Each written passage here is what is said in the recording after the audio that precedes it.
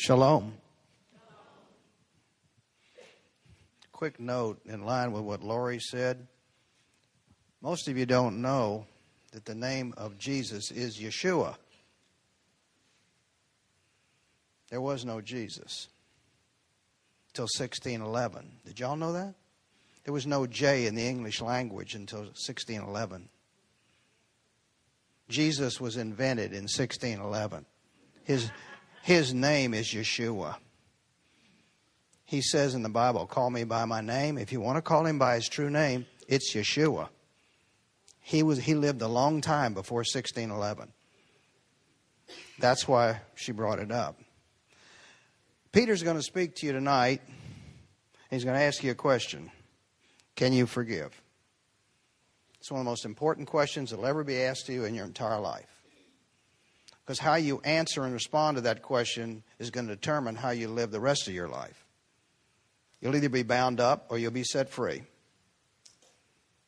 It's that simple. It's that important. This night is a night of history. You may never get to see anything like this again. Peter is one of the last and youngest surviving Holocaust survivors. Peter was born in 1943. That makes him over 65. Most of the people in the concentration camps are 20 to 25 years older than Peter. Do the math. They're dead or dying or will die soon. You're looking at a man who was chosen by God to bring this message. He may be the last man to do it within the next 36 months. That's a heavy burden. Pray for Peter. It's an important burden because there's another Holocaust on the horizon. And it's going to be done by a man named Ahmadinejad. But don't think it's just for Israel. We're next. Don't be deceived. If you lived where we lived, you would know what this man said every week. First Israel, then America. When that man gets the bomb, it's coming here. There's going to be another Holocaust here. This is not a joke. It's not going to go away. The president can't wave a wand and pretend it doesn't exist. When these people say, we're going to wipe Israel off the map and then America, they mean it. That's what we're facing today. I'm going to talk to you tomorrow night about preparing a people for the coming of the Lord. Because that's why you're here tonight. You are part of the last generation, we really believe, before the coming of the Lord. You need to be prepared. Peter and I, pairing up together was all the Lord, wasn't it, Peter? It didn't have anything to do with me. It didn't have anything to do with him. It had to do with God.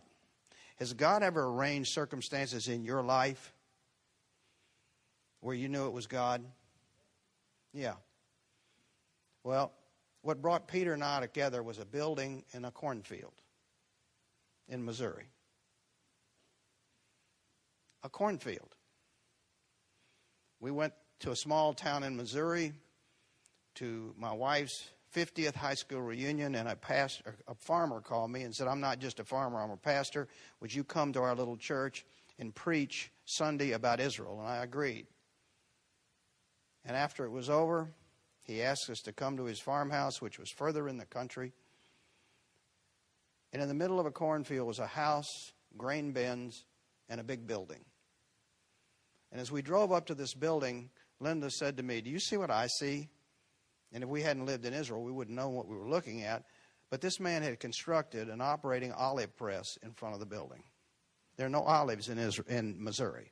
There's corn and soybeans. Okay? We walk in this building quickly, and as we walk in on the right, there's track lighting. It's air conditioned. It's heated. And on my right is an exact replica scale model of the tabernacle. Next to that is a scale model of Solomon's temple, and next to that is a model of Herod's temple. This man built them all. Minute to the square inch. Everything was accurate. I said, did you build this? He said, yes. But he said, that's nothing. look over here.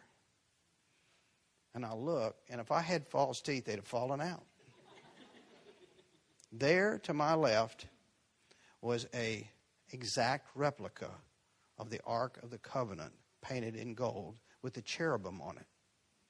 Next to that was a menorah, tall as Peter. He made it. Every article of the temple was in there. I'm in a cornfield in Kansas.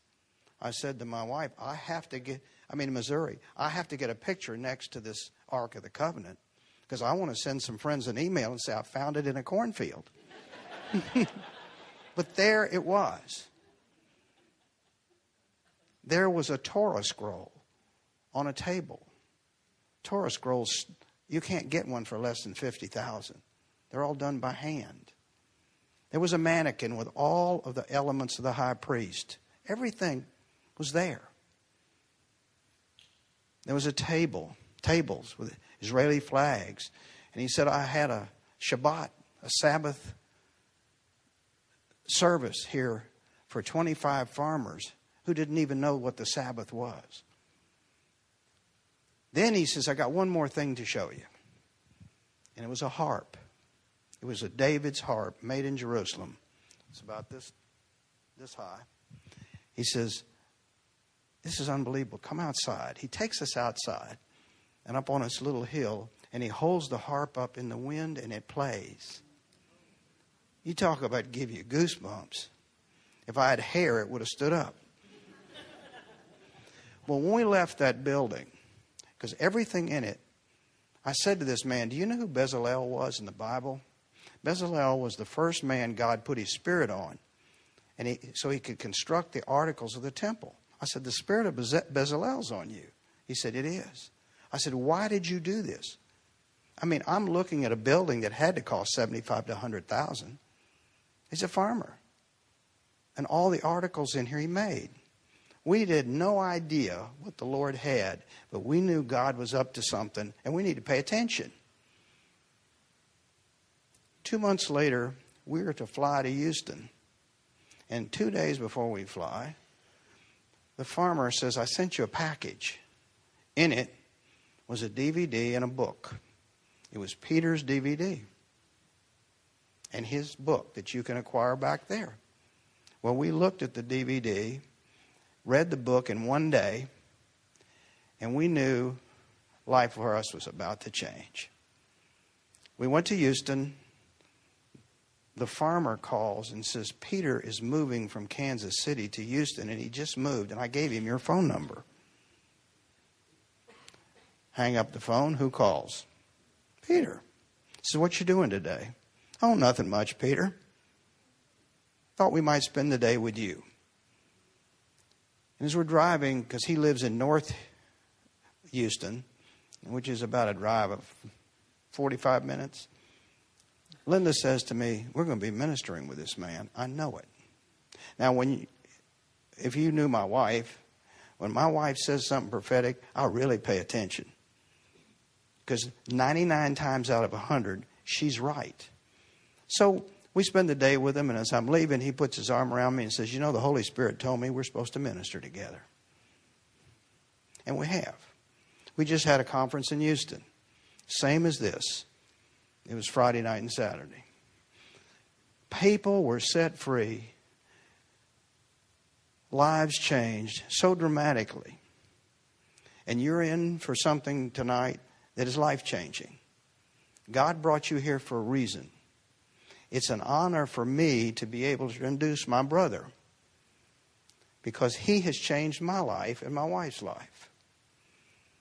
Because we are going to have to return to Israel. I know that. God's going to call us back. He's going to call us back probably after the war. And in Isaiah 61, it talks about the first and second coming of Christ.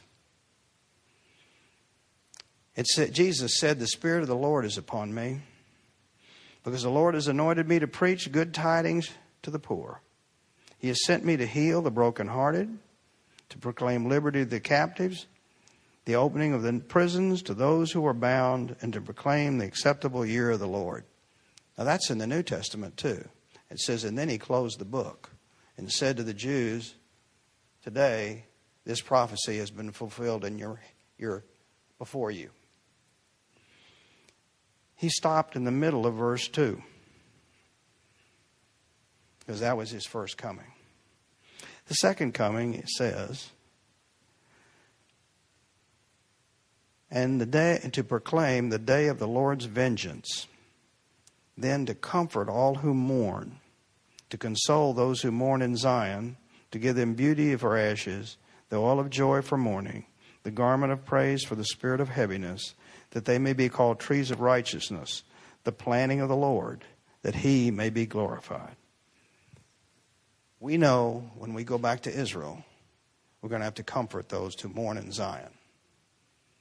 We're going to have to set them free from pain and anguish. War is coming. Possibly another Holocaust is coming. I don't believe Israel gets nuked, but certainly war is coming. And I believe it's going to be nuclear. It's going to impact each of you far more than anything you can dream about. But tonight is a night of life-changing experience, and it is my honor and my privilege to introduce to you my brother Peter.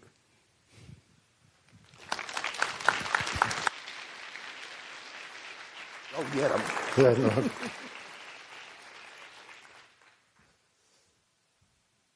Good evening. This is amazing. Two Jews come together, preach to Gentiles. What's God's doing? Oh, we thank you, Yeshua, for wonderful such a time as this. I was in Kansas City, and I just moved to Houston, and I become a cowboy. Can look at. I love those boots. Now I need a pony. Somebody had better get me a nice horse, and I'll be fine. No, those gallon heads, please, no. Because I don't have any hair, would probably rubbed off. But anyway, my name is Peter Loth. I was a pastor for many years in IHOP, International House of Prayer. I was in the healing rooms and leading people through forgiveness. And God called me to go to the nations, so I left IHOP and went to the nations for many years now. I travel all over the world. I'm an international speaker and leading people through forgiveness, especially the Germans and the Austrians, the Russians, the Poles, the Czech, Yugoslavians, and so forth. Because forgiveness is one of the issues that's the most important issue there is today in our life.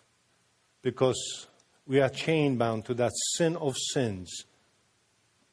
And how would we be able to forgive? Imagine somebody steal 20 years out of your life. Would you be able to forgive? Some of you say, but Peter, you never been hurt, you never been raped, you never been abused, you never been abandoned, you never been tortured like I was in my own life. How can you stand on the pulpit and speak about forgiveness? Maybe you never went through anything. Let me burst this bubble with kindness. I'm been there and plus. Where you've been, I already been there, done that. In every single aspect of human torturing. But God saved me for this time, for this season, so that I can give my testimony. And because of all that, because He saved me, this Yeshua who saved me, who was with me in that camp, that's how I'm able to be here with you today and give my testimony. Because this is a history making, that the youngest Holocaust survivor standing before you and give his testimony. This month I'm going to be in Washington, D.C. in a Capitol building speaking of Remembrance Day of Holocaust.